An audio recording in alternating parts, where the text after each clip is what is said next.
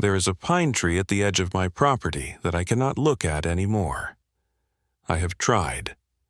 I have walked out to the wood line at dawn, coffee in hand, boots wet from the grass, and I have stopped 20 feet short every single time.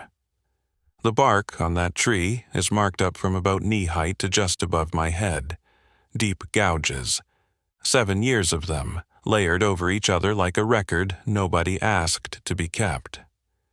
I know what made those marks.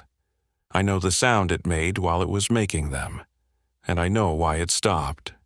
That is the part that sits in my chest like a stone that will not pass.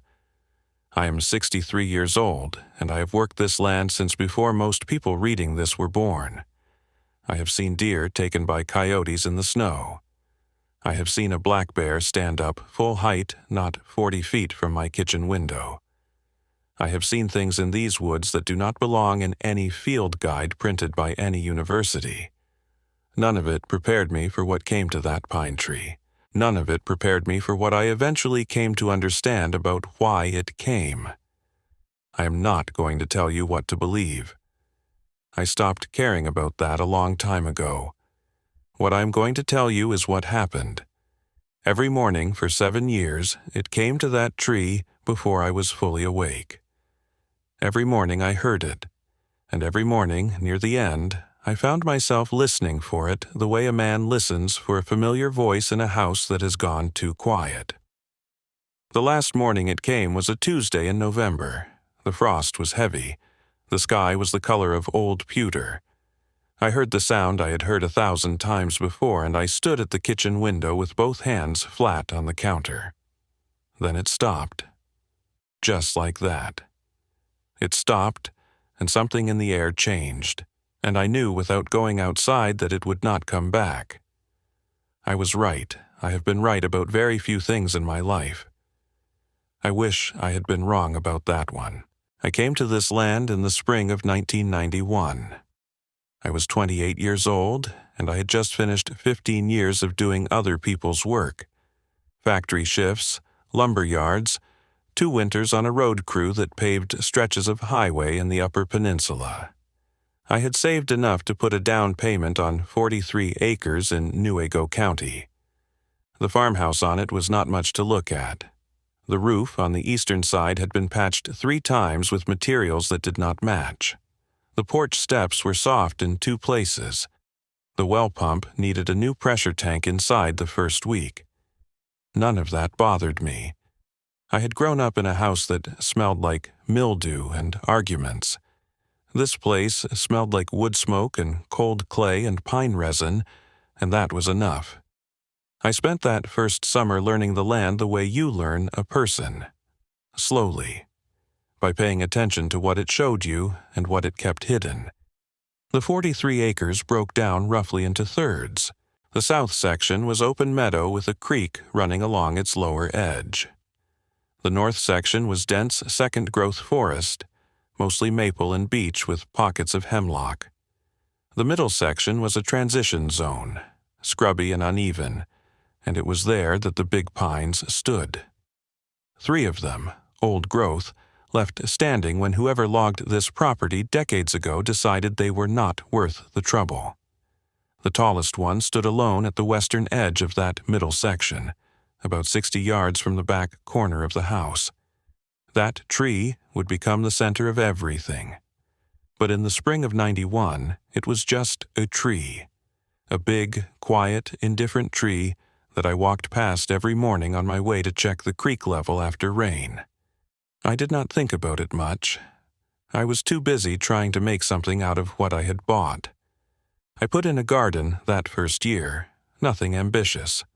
Tomatoes, green beans, a row of sweet corn that the raccoons found before I did. I fixed the roof with proper materials and replaced the porch steps with treated lumber. I bought a used tractor with a bucket attachment and spent the better part of August grading the track that led from the county road to the house. My neighbor to the north was a man named Horst Bremer. He was in his late 60s then, Finnish-American, built like a retired blacksmith, and he had lived on his adjacent property for 30 years. He came over one afternoon in July while I was working the tractor, and he stood at the edge of the track with his arms crossed and watched me for a while. Then he walked over and told me his name and shook my hand and said, "Dale, you got the old Pemberton place?" I told him I did. He nodded slowly, like that information required some processing. He said, "That land has got a long memory." I figured he was just being the kind of old-timer who says things like that.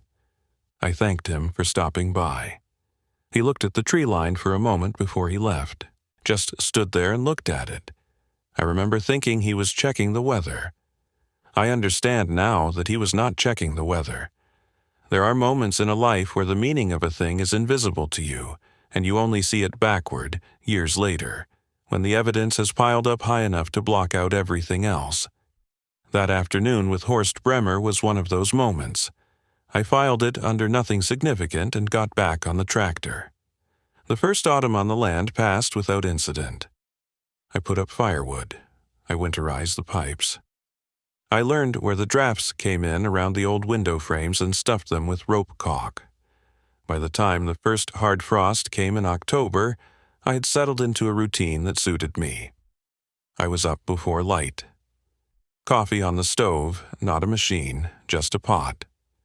I would stand at the kitchen window and watch the meadow come gray and then pale while I drank it. Then I would pull on my boots and my canvas coat and walk the property line. South Meadow first, along the creek, then back up through the middle section, past the pines, and into the north woods to check for downed trees or fence damage.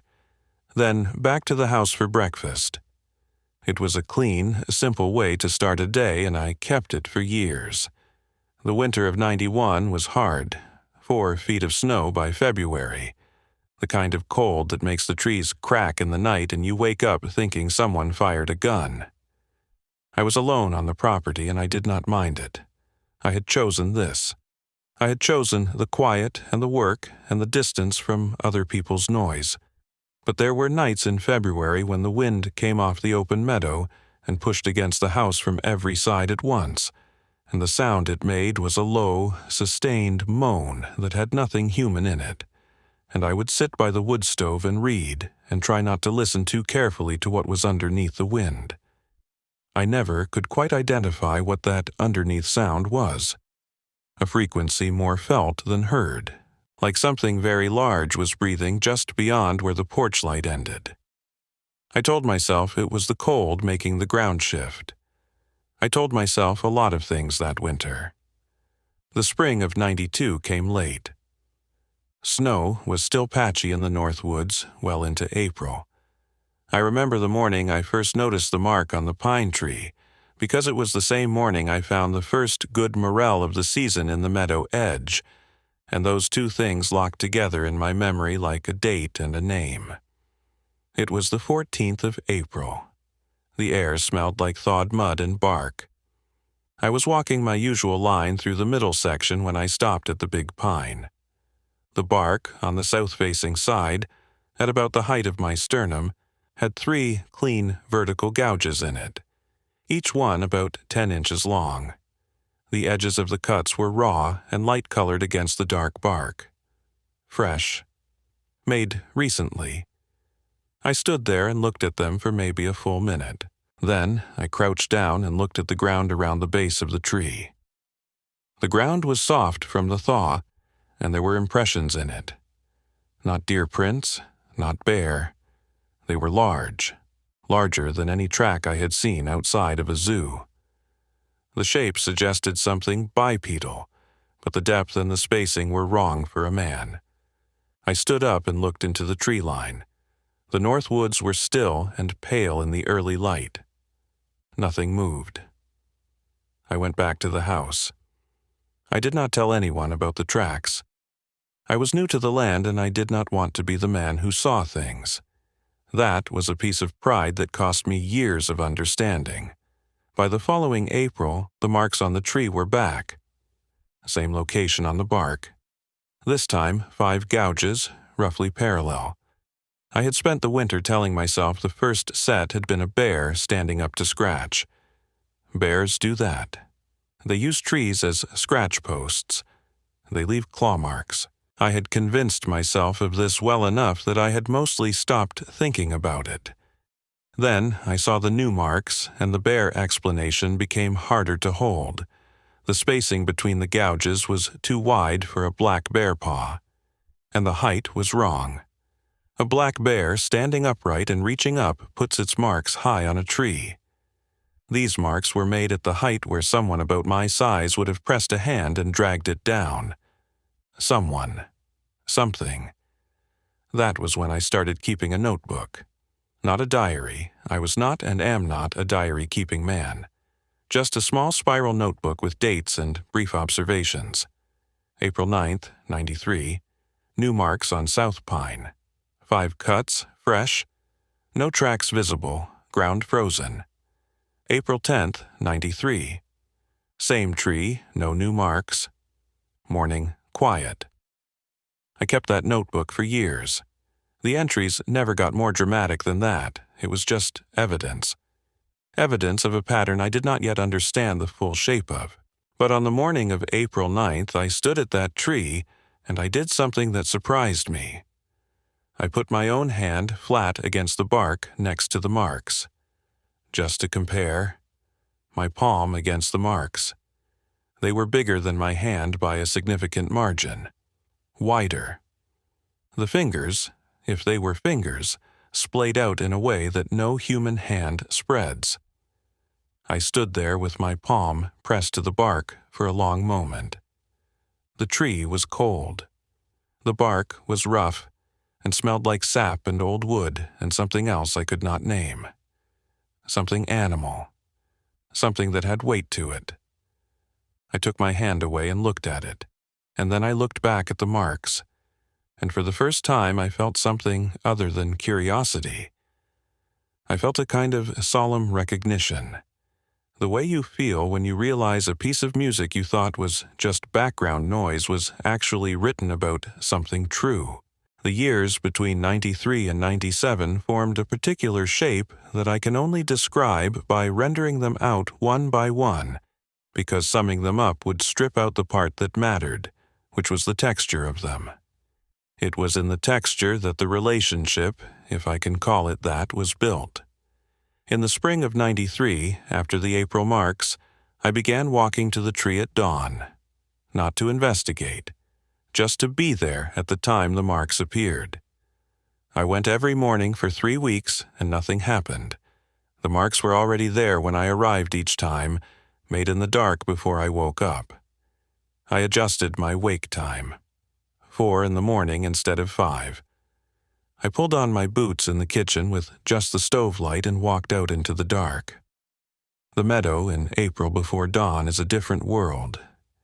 Everything is black and gray, and the frost on the grass crackles under your feet, and the creek sounds louder than it has any right to. I went to the tree on April the 22nd of that year. The sky was just starting to go from black to deep blue in the east. I stood at the tree and waited. The cold came up through my boots and settled in my knees. I waited maybe 40 minutes. Then I heard something move in the north woods. Not branches snapping. Not the usual sounds of deer pushing through underbrush. A deliberate, heavy movement that stopped when I turned my head toward it. I stood very still. The movement did not resume. But I could feel, the way you can sometimes feel, eyes on the back of your neck in a room you thought was empty, that something was there. Standing still and watching. We stayed like that for what felt like a long time. Then the light grew enough that the tree line became visible against the sky, and whatever was in that tree line was gone. Not gone with sound, just gone. Like it had made a decision and executed it without drama. I went back to the house. My hands were shaking slightly and I did not know why. Fear was part of it, but not all of it. There was something else. Something that felt uncomfortably close to gratitude. The summer of 93, I started leaving things at the base of the tree. I do not fully understand why I started doing this. It was not a decision I made consciously. It was more like an instinct, the kind of thing you do before you have thought it through enough to talk yourself out of it. The first thing I left was a piece of dried venison from a deer I had taken that past fall. I set it at the base of the trunk on the morning of the 28th of June. The next morning, it was gone. No packaging, no trace. I left another piece 3 days later. Gone by morning. I did this through July and into August. Venison, then rabbit, then once a whole catfish I had pulled from the creek. Always gone by the next day. I want to be clear about something. I am not a man who anthropomorphizes animals easily. I spent too many years working land and watching the actual mechanics of wildlife to indulge in that kind of sentimentality. When a coyote looks at you from across a field, there is something in its eyes, but it is not what a person projects onto it. It is old and specific and belongs entirely to the coyote. I knew that. I tried to hold on to that knowing. But when I started leaving food at that tree, something shifted. Not in what the creature was, but in what the distance between us was. It was smaller than it had been. I could feel that without being able to prove it. 94 brought the clearest encounter I had until the very end. It was February, the second week. A deep, cold snap that put the temperature below zero for 6 days running. The kind of cold where breathing through your nose burns all the way to the back of your throat. I was up at 4:30, which had become my permanent wake time by then. I dressed for the cold in full layers and went out to check on the tractor, which had been showing trouble starting in extreme temperatures. The stars were out fully, the sky clear and very black, and the snow on the ground caught enough starlight to make the property readable in blue-gray shapes. I walked to the barn and dealt with the tractor and was walking back to the house along the edge of the middle section when I saw it. It was standing at the pine tree. I stopped walking. I was about 50 feet away and downwind, and either it had not heard me or it had chosen not to acknowledge me. It was tall. Standing upright, it cleared the first set of branches on the pine, which I had measured once at about 8 feet off the ground. It was not thin. It was built the way a load-bearing wall is built. Solid through the chest and shoulders with a kind of inevitable mass that made the space around it look smaller.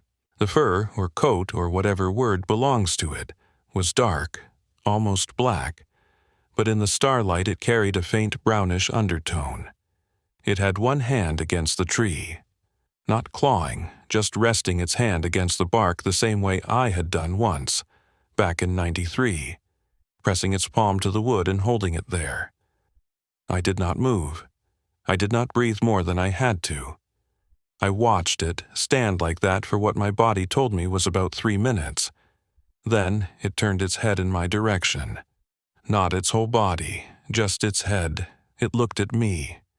I cannot tell you what was in that look because I do not have the right words for it. I can tell you it was not aggression. I can tell you it was not fear.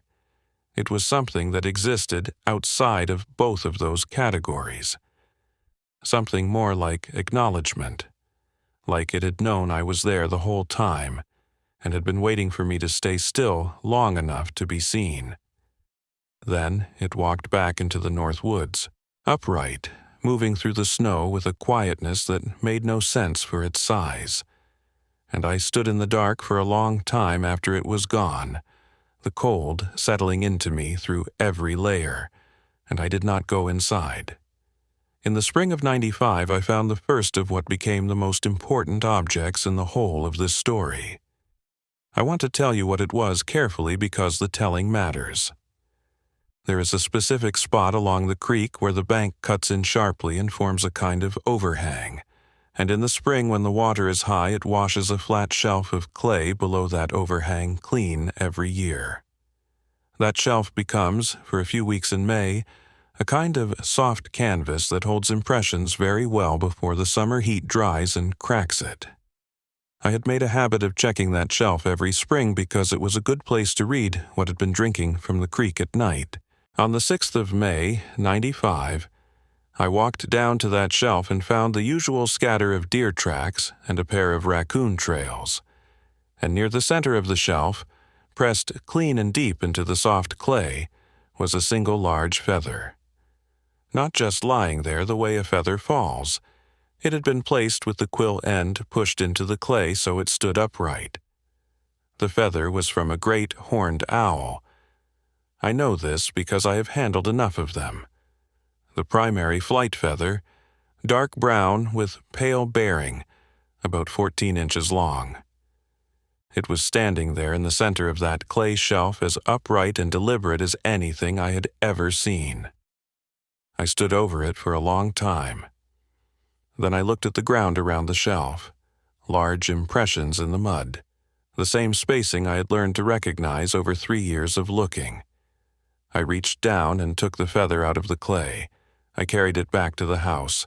I put it on the windowsill above the kitchen sink where I could see it every morning while I drank my coffee. I do not know why it placed that feather there. I do not know if it placed it for me specifically. I only know that the action had the character of intention. It was too deliberate to be anything else. And I kept that feather on that windowsill for the next 12 years. The middle years, from '96 through 2000, built a kind of domestic rhythm that I am aware sounds strange when I say it plainly, but plain is the only way I know to say it. Every spring, new marks on the tree. Every winter, my early morning walks, and twice, sometimes 3 times, that sense of presence in the North Woods watching me make my rounds. The food offerings continued. Venison, fish, once in '97 a whole rabbit carcass I hung from a low branch by the creek. It was always gone. In the summer of '98 I found a second feather on the clay shelf, this one a tail feather, smaller, set upright the same way. I added it to the windowsill beside the first. By 2000 I had 5 feathers on that windowsill.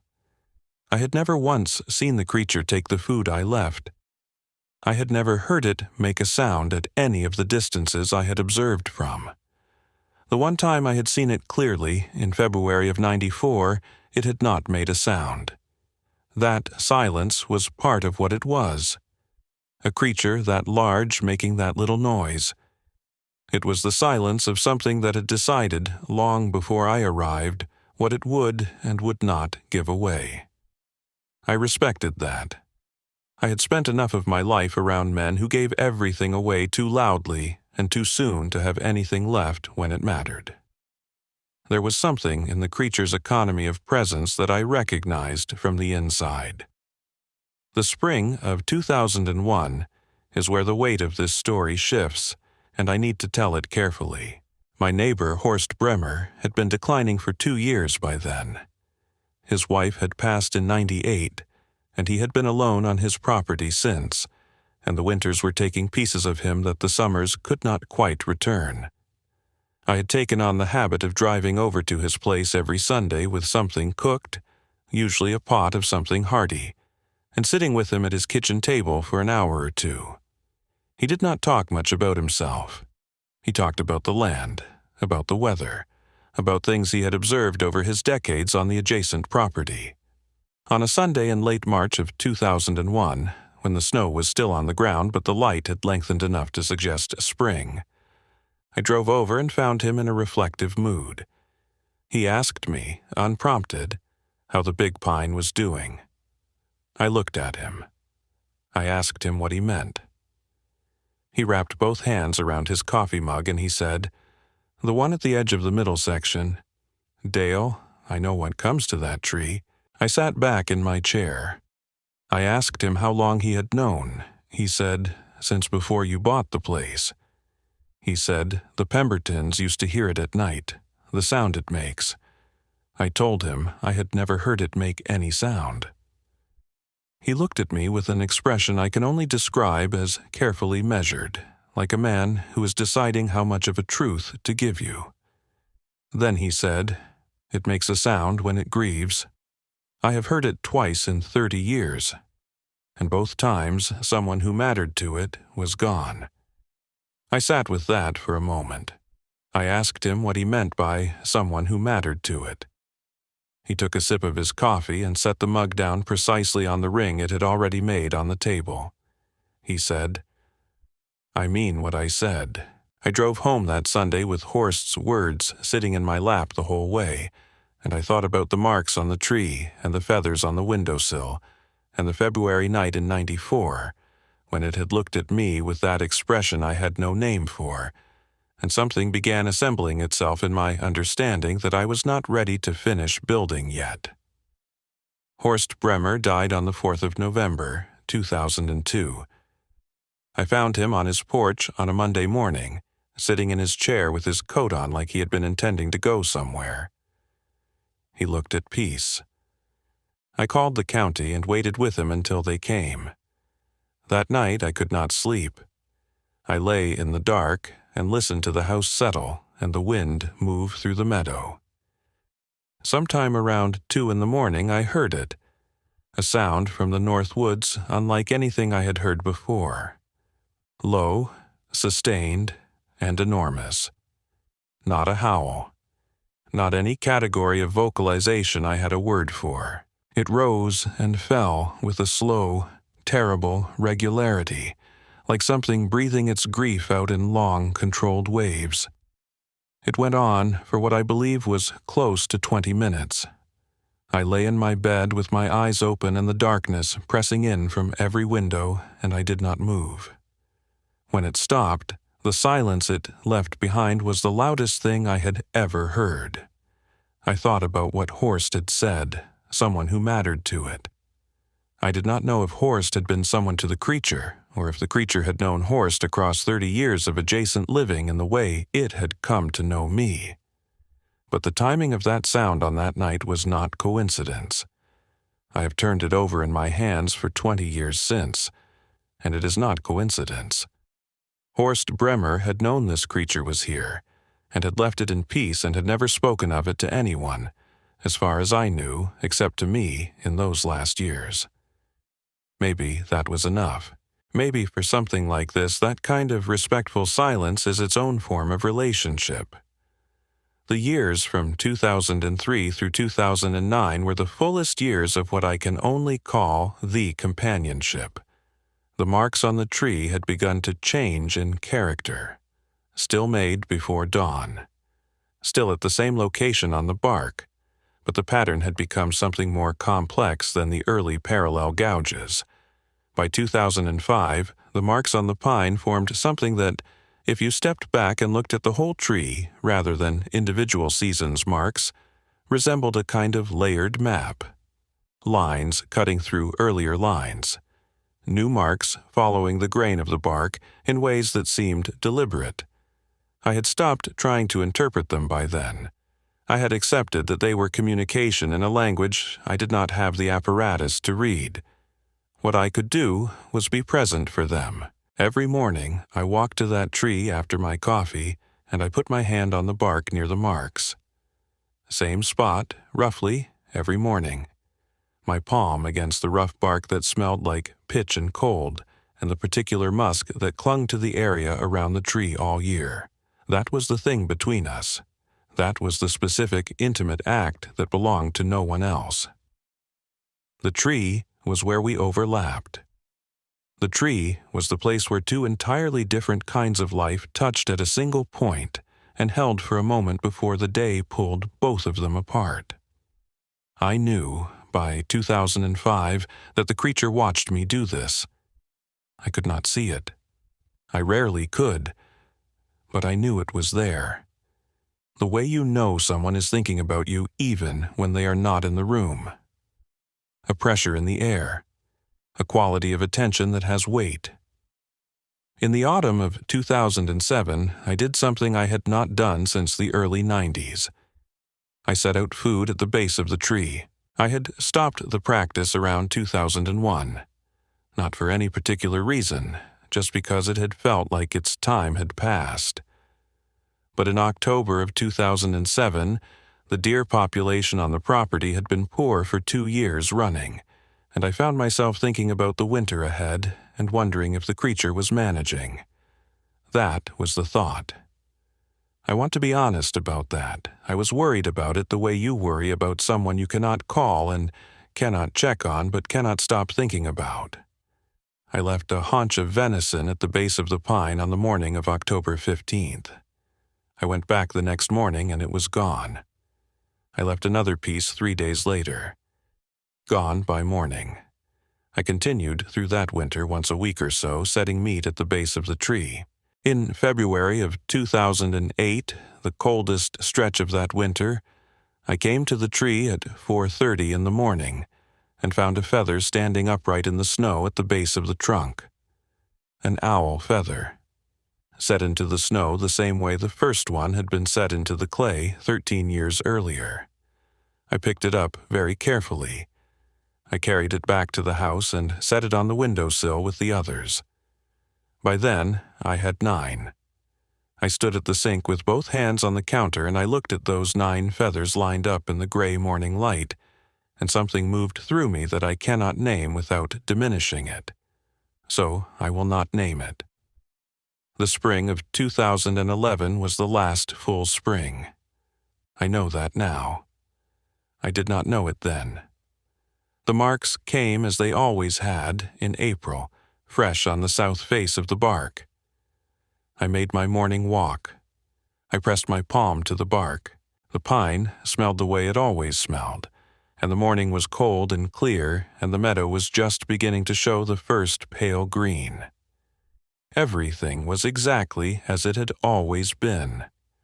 But there was something different in the quality of the silence that spring. A thinness to it, the way the air gets thin before a storm that is not yet visible. I noticed it, and I filed it without a category, and I kept walking my rounds. In June, I found a 10th feather on the clay shelf by the creek, the largest one yet, a wing feather, the full primary, dark and perfect. I brought it home and added it to the row on the windowsill. 10 feathers over 19 years. I stood at the window and looked at them, and I thought, in a passing way that did not yet have urgency attached to it, what it would mean when no more came. Then I pushed that thought aside the way you push aside the thoughts that are too heavy to carry while you still have work to do. The summer of 2011 passed slowly and fully. I had a medical matter to deal with that summer, a situation with my left knee that required a procedure in August and kept me off my feet for 2 weeks. I was restricted to the house for those 2 weeks, and I found, to my considerable irritation, that the thing I missed most was the morning walk. Not the physical exercise, the walk itself. The specific path, the specific air, the pause at the pine tree that had become so ingrained in 19 years of daily practice that skipping it felt like skipping part of my own name. On the second day of my confinement, I sat at the kitchen table and looked out the back window toward the middle section, and I could see the top of the pine from there. Just the crown, swaying slightly. I looked at it for a long time. When I went back to the tree the day I was cleared to walk again, a Monday in mid-September, I came to it and pressed my hand to the bark and felt something I had not felt before. A kind of urgency in the contact, like I had been away too long, like the tree had been holding the accumulated weight of all those missed mornings and was now releasing it into my palm. I am aware that a tree does not feel anything, and I am not claiming it did. I am describing what I felt. That is a different thing. October and November of 2011 moved the way those months move in Michigan when the year is ending cleanly, with color and cold and a gradual dimming. The marks in October were the deepest I had seen, deep enough that I could put my fingertips into the grooves. Whatever pressure had driven them that morning had been significant.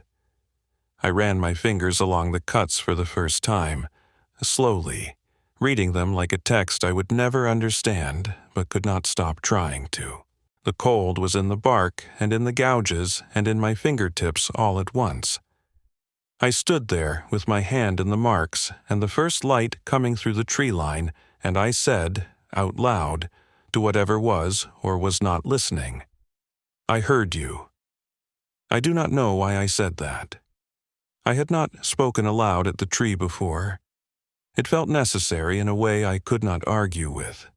The words went out into the cold air, and the pine just stood there the way it always stood, massive and indifferent, and also, somehow, containing everything. November came on fast that year, the cold locked in by the first week, snow by the 8th. By the second week, the property was under 6 inches with more predicted.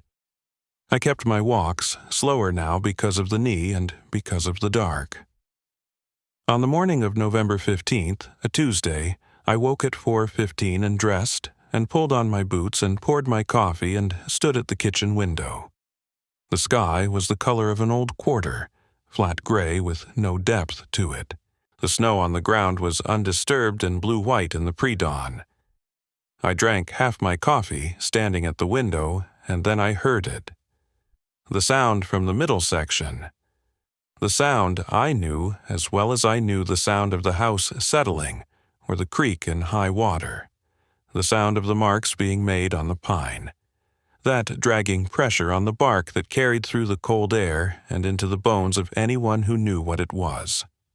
I set my mug down on the counter, both palms flat on the formica. I listened to the full duration of it.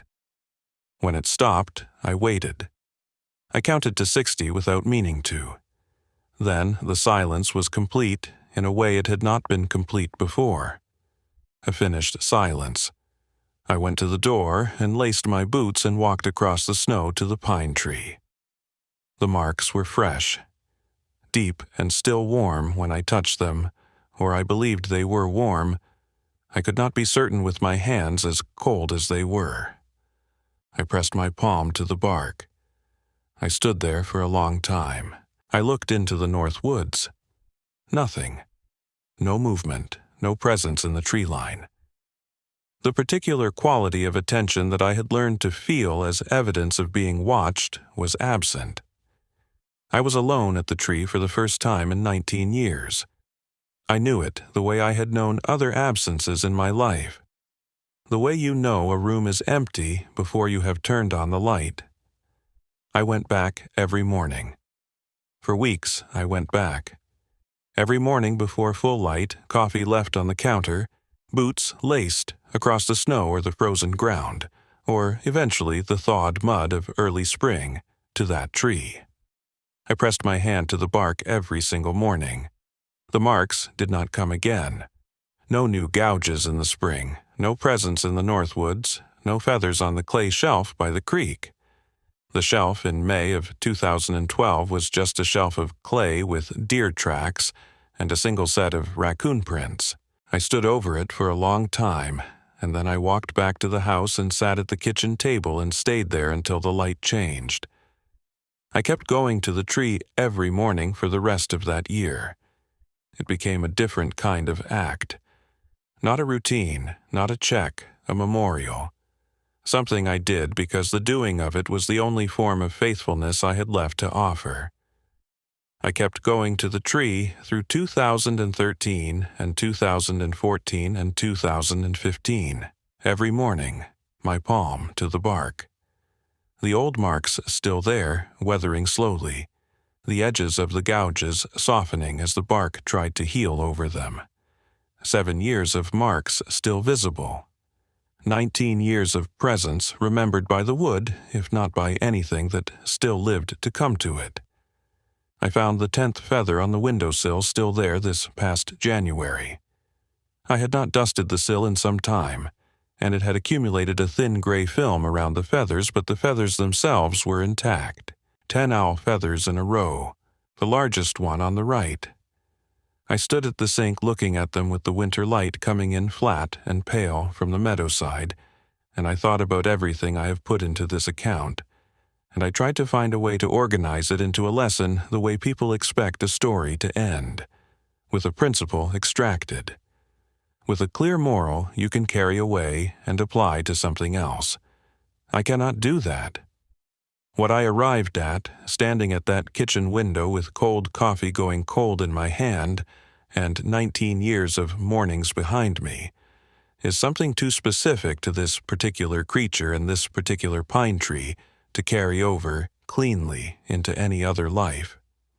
What I know is this: it left a mark on that tree every morning for 7 years as a way of maintaining a contact it could not maintain any other way. It left feathers where I would find them, one by one across 2 decades, not as offerings in any mystical sense, but as objects placed where a hand would reach. It watched me press my palm to the bark, and it pressed its own hand to the same wood, and that was the whole of it. That was the entire relationship. 2 different creatures doing the same simple thing in the same place, on opposite sides of darkness. And when it was gone, the tree remained. The marks remained. My hand still fit in the space beside the marks the same way it always had. Nothing about the physical tree had changed. Everything about what it meant had been altered permanently by the absence of the thing that had always been there before me. That is the truth I found at the end of this. Not that we understood each other. Not that something ancient and unknowable had chosen me for any reason. Only that the meaning of a place is made by what returns to it. When the returning stops, the place does not disappear. It becomes a record of everything that happened there. The pine tree is a record. I am a record, and every morning I go and press my hand to that bark. I am not maintaining a connection that still exists. I am reading, one more time, the only document either of us ever left.